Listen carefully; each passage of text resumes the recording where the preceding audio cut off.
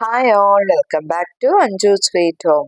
അപ്പോൾ ഇത് നമ്മൾ കഴിഞ്ഞ ദിവസം ഇട്ട ട്രാവൽ വ്ളോഗിന്റെ സെക്കൻഡ് പാർട്ടാണ് കേട്ടോ. ഇത് നമ്മുടെ രാമേശ്വരം പാമ്പൻ പാലമാണ്. ഇന്നലെ രാത്രി വന്നപ്പോൾ നന്നായിട്ട് കാണാൻ പറ്റിയില്ലല്ലോ, അപ്പം രാവിലെ തന്നെ അതിൻ്റെ ഒരു ചെറിയ വിഷ്വൽ എടുത്തതാണ്. അപ്പം നമ്മളിപ്പോൾ രാമേശ്വരത്താണുള്ളത്. രാമേശ്വരം ക്ഷേത്രത്തിൽ കയറണം. ഇപ്പം എല്ലാവർക്കും അറിയായിരിക്കും, ഒത്തിരി പ്രത്യേകതകളുള്ള ഒരു ക്ഷേത്രമാണ് നമ്മുടെ രാമേശ്വരത്തുള്ള ശ്രീ രാമനാഥ സ്വാമി ക്ഷേത്രം. അതായത് സാധാരണ ക്ഷേത്രങ്ങളിൽ ദേവന്റെ, അതായത് ഭഗവാന്റെ വാമഭാഗത്ത് ഇടതുവശത്താണ് ദേവിയുടെ സ്ഥാനമെങ്കിൽ ഈ അമ്പലത്തിൽ മാത്രമായിട്ട് വലതുവശത്താണ് ദേവിയുടെ സ്ഥാനം. കൂടാതെ ഭാരതത്തിലുള്ള 4 ഹിന്ദു മഹാക്ഷേത്രങ്ങളിൽ ഒന്നാണ് നമ്മുടെ ശ്രീരാമനാഥ സ്വാമി ക്ഷേത്രം. ഒന്ന് വടക്ക് ബദ്രിനാഥ്, കിഴക്ക് പൂരി ജഗന്നാഥ്, പടിഞ്ഞാറ് ദ്വാരക, തെക്ക് രാമേശ്വരം. അങ്ങനെയാണ് 4 ദിക്കിലായിട്ടുള്ള 4 ക്ഷേത്രങ്ങൾ വരുന്നത്. മാത്രമല്ല വൈഷ്ണവരും ശൈവരും ഒരുപോലെ തീർത്ഥാടനത്തിനെത്തുന്ന ഒരു സ്ഥലം കൂടെയാണ് രാമേശ്വര ക്ഷേത്രം. രാവണനെ നിഗ്രഹിച്ച പാപം തീർക്കുന്നതിനായിട്ട് പരമശിവനെ ശ്രീരാമ ഭഗവാൻ ആരാധിച്ച സ്ഥലം കൂടെയാണ് രാമേശ്വരം. ഇവിടെ രാമന്റെ ആവനാഴിയിലുള്ള 22 അമ്പുകളെ സൂചിപ്പിക്കുന്ന 22 കിണറുകളുണ്ട്. അവിടെ നിന്നുമുള്ള വെള്ളം ഉപയോഗിച്ചുള്ള കുളി അതൊരു പ്രത്യേകതയാണ്. ഈ കാണുന്നതാണത്. മഹാലക്ഷ്മി തീർത്ഥം, സാവിത്രി തീർത്ഥം, ഗായത്രി തീർത്ഥം, സരസ്വതി തീർത്ഥം, സേതു മാധവ തീർത്ഥം, ഗന്ധമാദന തീർത്ഥം, കവച തീർത്ഥം, ഗവായ തീർത്ഥം, നളതീർത്ഥം, നീലതീർത്ഥം, സാങ്കുതീർത്ഥം, ചക്രതീർത്ഥം, ബ്രഹ്മഹതി വിമോചന തീർത്ഥം, സൂര്യതീർത്ഥം, ചന്ദ്രതീർത്ഥം, ഗംഗാതീർത്ഥം, യമുനാ തീർത്ഥം, ഗയാതീർത്ഥം, ശിവതീർത്ഥം, സത്യാമൃത തീർത്ഥം, സർവതീർത്ഥം, കോടിതീർത്ഥം, ഇങ്ങനെ 22 തീർത്ഥജലങ്ങളാണുള്ളത്. അപ്പൊ അതിൽ നിന്നുള്ള കുളി അത് എല്ലാവരും ചെയ്യുന്നതാണ്. അപ്പൊ ഞങ്ങൾ അത് ചെയ്തു. അതിനുശേഷം ഭഗവാനെ കയറി തൊഴുതു. അപ്പൊ പകുതി എടുത്തപ്പോഴത്തേക്ക് അവിടെ ഉള്ള ഒരു സ്റ്റാഫ് എന്നെ പറഞ്ഞു എടുക്കരുതെന്ന് പറഞ്ഞു, വീഡിയോ എടുക്കണ്ടെന്ന് പറഞ്ഞു. അപ്പൊ അതുകൊണ്ട് ബാക്കി എടുത്തില്ല. അപ്പൊ അതിനുശേഷം അമ്പലത്തിൽ കയറി ദർശനം നടത്തി ഇറങ്ങിയതിനു ശേഷം ഞങ്ങൾ നേരെ പോകുന്നത് ധനുഷ്കോടിയിലേക്കാണ്. ധനുഷ്കോടിയുടെ പ്രത്യേകതകൾ പറയേണ്ടതില്ലല്ലോ. 1964 രാമേശ്വരത്തുണ്ടായ ഒരു അതിഭയങ്കരമായ ചുഴലിക്കൊടുങ്കാറ്റിനെ തുടർന്ന് പ്രേത നഗരമായി മാറിയ ഒരു സ്ഥലം കൂടെയാണ് ധനുഷ്കോടി. ധനുഷ്കോടിയുടെ മറ്റൊരു പ്രത്യേകത എന്താന്ന് വെച്ചാൽ ഇതിന് കിഴക്ക് ഭാഗത്ത് ബംഗാൾ ഉൾക്കടലും ബേ ഓഫ് ബംഗാളും, പടിഞ്ഞാറ് ഭാഗത്ത് ഇന്ത്യൻ മഹാസമുദ്രവുമാണ്. ഇന്ത്യൻ ഓഷ്യനും ബേ ഓഫ് ബംഗാളുമാണ്. നടുക്കൂടെ ഒരു റോഡും. അതാണ്. മാത്രമല്ല ഇതിന്റെ മറ്റൊരു പ്രത്യേകത, നമ്മുടെ ഇന്ത്യയുടെ ഒരു എൻഡ് പോയിന്റ്, ഒരു അവസാന പോയിന്റ് എന്ന് പറയുന്നത് നമ്മുടെ ഈ ധനുഷ്കോടിയുടെ എൻഡിൽ വരുന്ന ഇന്ദിരാ പോയിന്റ് ആണ് കേട്ടോ. അപ്പൊ അതൊക്കെ കാണുക എന്ന് പറയുന്നത് ഒരു വലിയൊരു ഇതാണ്. കഴിഞ്ഞ ഇതിനു മുൻപുള്ള ഒരു പ്രാവശ്യം ഞങ്ങൾ പോയപ്പോൾ ഇതൊക്കെ നല്ല രീതിയിൽ ഞങ്ങൾക്ക് എൻജോയ് ചെയ്യാൻ പറ്റി. കാരണം ഇപ്രാവശ്യം പോയപ്പോൾ നമ്മൾ ഈ കടലുണ്ടല്ലോ, ബേ ഓഫ് ബംഗാളൊക്കെ നല്ല രീതിയിൽ കടല് ബാക്കിലോട്ട് ഉൾവലിഞ്ഞിട്ടുണ്ടായിരുന്നു. മാത്രമല്ല ഭയങ്കര ചൂട്, ഭയങ്കര ജനത്തിരക്ക്. ഇത് ഇത്രയും കൂടെ ആയപ്പോൾ ഞങ്ങൾക്ക് അങ്ങനെ എൻജോയ് ചെയ്യാനൊന്നും പറ്റിയൊന്നുമില്ല. മറ്റേത് ഞങ്ങളന്ന് പോയപ്പോൾ മക്കളെ ആ കടലിലൊക്കെ കൊണ്ട് കളിക്കാനൊക്കെ ഇട്ടതിന് ശേഷം തിരിച്ച് കയറ്റി കൊണ്ടുവരാനായിരുന്നു പാട്. ഇന്നിപ്പോ ഞങ്ങൾക്ക് ആർക്കും അവിടെ നിൽക്കാനേ പറ്റാത്തൊരവസ്ഥയായിരുന്നു.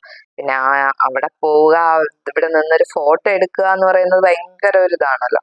അപ്പൊ അതുകൊണ്ട് ജസ്റ്റ് ഒന്ന് ഫോട്ടോ എടുത്തുന്നേ ഉള്ളൂ. അപ്പൊ ഒന്നുകിൽ നിങ്ങൾ ഇങ്ങനെ പോകാൻ ഉദ്ദേശിക്കുന്നുണ്ടെങ്കിൽ വെളുപ്പം കാലത്ത് പോവുക, അല്ലെങ്കിൽ സീസൺ അല്ലാത്ത സമയത്ത് പോവുക. ഇപ്പൊ ഇത് കണ്ടോ, ഇത് പഴയ ആ പ്രേതനഗരം എന്ന് പറയുന്ന അവിടുത്തെ ആ ഒരു റെയിൽവേ സ്റ്റേഷനാണ് കേട്ടോ, പണ്ടത്തെ റെയിൽവേ സ്റ്റേഷൻ. പക്ഷെ ഞങ്ങൾ ഇതിനു മുൻപ് പോയപ്പോൾ ഇതിനൊക്കെ ഇച്ചിരി കൂടെ ഒരു ഭംഗി നമുക്ക് തോന്നുമായിരുന്നു. കാര്യം എന്താന്ന് വെച്ചാല് അന്ന് ഇതുപോലെ ഇത്രയും കുടിലുകളൊന്നും അവിടെ 4 ചുറ്റിനും കെട്ടിയിട്ടുണ്ടായിരുന്നില്ല. അപ്പൊ അതുകൊണ്ട് തന്നെ അതിന്റെ ആ നശിച്ചു പോയതാണെങ്കിൽ പോലും നമുക്ക് കാണുമ്പോൾ സങ്കടമൊക്കെ തോന്നുമെങ്കിൽ പോലും അത് കാണാനും ഒരു ഭംഗി ഉണ്ടായിരുന്നു.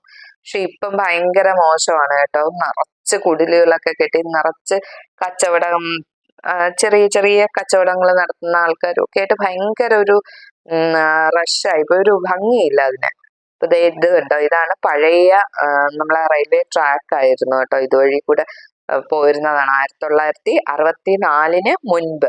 64 ഡിസംബറിലാണ് നമ്മൾ പറഞ്ഞ ആ ചുഴലിക്കാറ്റുണ്ടായത്. അപ്പൊ അതിന് മുൻപാണ് നമ്മുടെ ധനുഷ്കോടിയിൽ ഉണ്ടായിരുന്ന റെയിൽവേ സ്റ്റേഷനാണ്. അപ്പൊ ഒന്ന് ആലോചിച്ച് നോക്ക്, എന്തുമാത്രം ആൾക്കാരെ സഞ്ചരിച്ചിരുന്നതായിരിക്കും അല്ലേ. ഇപ്പൊ ഇതൊക്കെ ഈ പരുവമായി. ആ കോർണറിൽ കാണുന്നത് അന്നത്തെ ഇവിടുത്തെ ഒരു പോസ്റ്റ് ഓഫീസ് ഒക്കെ ആയിരുന്നു കേട്ടോ. അത് കണ്ടോ ഇപ്പൊ കാടൊക്കെ പിടിച്ച്, ഞങ്ങൾ ഇടയ്ക്ക് വന്ന സമയത്ത് കാടായിരുന്നു, ഇത്ര ഇങ്ങനെയൊക്കെ ആയിരുന്നെങ്കിലും കുറച്ചും കൂടെ നമുക്ക് നന്നായിട്ട് കാണാനും പറ്റുമായിരുന്നു. അതുപോലെ തന്നെ ആൾക്കാർ കുറവാണല്ലോ താമസിക്കുന്നത്, അപ്പൊ കുറയുമ്പോഴത്തേക്ക് അവിടെ ഉള്ള പൊല്യൂഷനും കുറവായിരിക്കും. ഇതിപ്പോ ഫുള്ള് ഇങ്ങനെ ആൾക്കാർ താമസിക്കുന്നതുകൊണ്ട് തന്നെ അത്ര വൃത്തിയൊന്നും ഇല്ലായിരുന്നു കേട്ടോ. ഇതിനുശേഷം ഞങ്ങൾ നേരെ പോയത് നമ്മുടെ ഇന്ത്യയുടെ അഭിമാനമായ, ഇന്ത്യയുടെ മിസൈൽ മാൻ എന്നറിയപ്പെടുന്ന നമ്മുടെ സ്വന്തം APJ അബ്ദുൽ കലാം സാറ് ജനിച്ചു വളർന്ന അദ്ദേഹത്തിന്റെ വീട്ടിലേക്കാണ്. ഇതിനു മുൻപ് വന്നപ്പോ നമുക്ക് ശരിക്കും പറഞ്ഞാൽ അബ്ദുൽ കലാം സാറിന്റെ വീട് കയറി കാണാനൊന്നും പറ്റിയില്ലായിരുന്നു. കാരണം നമ്മൾ അദ്ദേഹത്തിന്റെ മെമ്മോറിയൽ ഉണ്ടല്ലോ, മെമ്മോറിയല് ഗൂഗിൾ മാപ്പ് ഇട്ട് അങ്ങനെ പോവുകയാണ് ചെയ്തത്. ശരിക്കും പറഞ്ഞാൽ ഈ ധനുഷ്കോടിയിൽ നിന്ന് നമ്മൾ രാമേശ്വരത്തേക്ക് എത്തില്ലേ, അല്ലെങ്കിൽ രാമേശ്വര ക്ഷേത്രത്തിന്റെ ആ ഒരു ലൊക്കാലിറ്റിയിലാണ് അദ്ദേഹത്തിന്റെ വീട് വരുന്നത്. മെമ്മോറിയൽ വരുന്നത് പാമ്പൻ പാലം ഒക്കെ കഴിഞ്ഞ് ഇപ്പുറത്ത് വന്നതിന് ശേഷമാണ് കേട്ടോ. ഇപ്പം അറിയാലോ, ഈ രാമേശ്വരം എന്ന് പറയുന്ന ആ ഒരു ദ്വീപിനെ ബന്ധിപ്പിക്കുന്ന ഒരു പാലമാണ് പാമ്പൻ പാലം. അപ്പൊ പാമ്പൻ പാലം എത്തുന്നതിന് കേറുന്നതിന് മുമ്പായിട്ടാണ് നമ്മുടെ APJ അബ്ദുൽ കലാം സാറിന്റെ മെമ്മോറിയൽ ഉള്ളത്. അതേസമയം അദ്ദേഹത്തിന്റെ വീട് വന്നിട്ട് രാമേശ്വരം അമ്പലത്തിനോട് ചേർന്നാണ് കേട്ടോ. അപ്പൊ അങ്ങോട്ട് പോകുന്നതിനിടയ്ക്ക് ഈ സ്ഥലം, ഇത് ഞങ്ങൾ എപ്പോ വന്നാലും മിസ് ചെയ്യൂല കേട്ടോ. എനിക്ക് ഭയങ്കര ഇഷ്ടമുള്ള ഒരു സ്ഥലമാണ് ഇത്. ഒരുപാട് സിനിമകൾക്ക് ലൊക്കേഷൻ ആയിട്ടുള്ള ഒരു സ്ഥലമാണ് കേട്ടോ. നമ്മുടെ ധനുഷ്കോടിയിൽ നിന്നും വരുന്ന വഴിക്കുള്ള ഒരു സ്ഥലമാണ്. നമ്മുടെ ബിഗ് ബി സിനിമയിലെ അതിലെ ആ ക്ലൈമാക്സ് ഷൂട്ട് ചെയ്ത ആ ഭാഗമാണ്. അത് മാത്രമല്ല, അങ്ങനെയുള്ള ഒരുപാട് സിനിമകൾ ഷൂട്ട് ചെയ്തിട്ടുള്ള ഒരു സ്ഥലമാണ് കേട്ടോ. ഇതിപ്പോ ഭയങ്കര ചൂട് സമയമായിപ്പോയി, അല്ലെങ്കിൽ നമുക്ക് നല്ല രീതിയിൽ ഒരുപാട് ഫോട്ടോസ് ഒക്കെ എടുക്കാൻ പറ്റുന്ന ഒരു സ്ഥലമാണ് കേട്ടോ. അപ്പം അങ്ങനെയൊക്കെ വണ്ടിയിലൊക്കെ വരുന്നവർക്ക്, ഈ ട്രാവൽസ് പിടിച്ച് വന്നാൽ ചിലപ്പോൾ ബുദ്ധിമുട്ടായിരിക്കും. ഇവിടെ പാർക്ക് ചെയ്തിട്ട് ഇറങ്ങി ഇങ്ങോട്ട് വന്ന് നമുക്ക് ഒരുപാട് സമയമൊന്നും നിൽക്കാൻ പറ്റത്തില്ല. കാരണം റോഡ് സൈഡിൽ ഇങ്ങനെ ഇത് വലിയ വണ്ടികളൊന്നും പാർക്ക് ചെയ്യാനുള്ള സ്പേസ് ഒന്നും അങ്ങനെ ഇല്ല. അപ്പൊ അതുകൊണ്ട് നിങ്ങൾ സ്വന്തം വണ്ടികളൊക്കെ വരികയാണെങ്കിൽ നിങ്ങൾക്ക് ഇറങ്ങി ഇങ്ങോട്ടൊക്കെ വന്നെടുക്കാം. അപ്പൊ അത് ഞാൻ നേരത്തെ പറഞ്ഞ പോലെ നമ്മൾ ഇച്ചിരി നേരത്തെ രാവിലെ ഇറങ്ങി വരുവാണെങ്കിൽ നമുക്ക് നല്ല രീതിയിൽ ഇവിടേക്ക് നിന്ന് ഫോട്ടോയൊക്കെ എടുക്കാം കേട്ടോ. നല്ല ഒത്തിരി ഫോട്ടോകൾ കിട്ടുന്ന ഒരു സ്ഥലമാണ്. അങ്ങനെ അവിടേക്ക് എത്തിയതിലേക്ക് ഞങ്ങൾ കുറച്ച് ഫോട്ടോസും വീഡിയോസും ഒക്കെ എടുത്തു. നല്ല ഭംഗിയാണ് കേട്ടോ. കണ്ടോ, കടല് കാണുന്നുണ്ടോ അങ്ങേയറ്റത്ത് ഒരു വര പോലെ? നല്ല ഭംഗിയുള്ള സ്ഥലം, വെള്ള മണലാണ്, അപ്പൊ അതിന്റെ ഒരു ഭംഗി. പിന്നെ ആ ചുറ്റുമുള്ള മരങ്ങളുടെയും എല്ലാത്തിന്റെയും കൂടെ ഒരു പ്രത്യേക ഭംഗിയാണ് അവിടെ. എനിക്ക് ഭയങ്കര ഇഷ്ടമുള്ള ഒരു സ്ഥലമാണ് ഇവിടെ. പക്ഷെ ഇപ്രാവശ്യം പോയപ്പം ഞാൻ കുറെ ഫോട്ടോസ് എടുക്കണമെന്ന് വിചാരിച്ചെന്ന്, പക്ഷെ അതൊന്നും പറ്റിയില്ല. കാരണം അമ്മാതിരി ചൂടായിരുന്നു.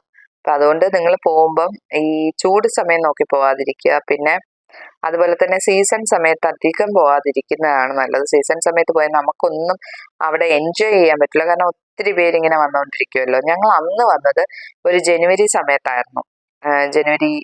ജനുവരി ഡിസംബർ ലാസ്റ്റ്, ജനുവരി ഫസ്റ്റ് വീക്ക് അങ്ങനെ എന്തോ ആയിരുന്നു. അപ്പൊ അതുകൊണ്ട് ഞങ്ങൾക്ക് നന്നായിട്ട്, വേറെ അധികം ആളും ഇല്ല, ബഹളവും ഇല്ല, ഞങ്ങൾക്ക് നന്നായിട്ട് എല്ലായിടും എക്സ്പ്ലോർ ചെയ്യാൻ പറ്റി. അപ്പൊ അതിനുശേഷം നമ്മുടെ അബ്ദുൽ കലാം സാറിന്റെ വീട്ടിലേക്കുള്ള വഴിയാണ് കേട്ടോ ഇത്.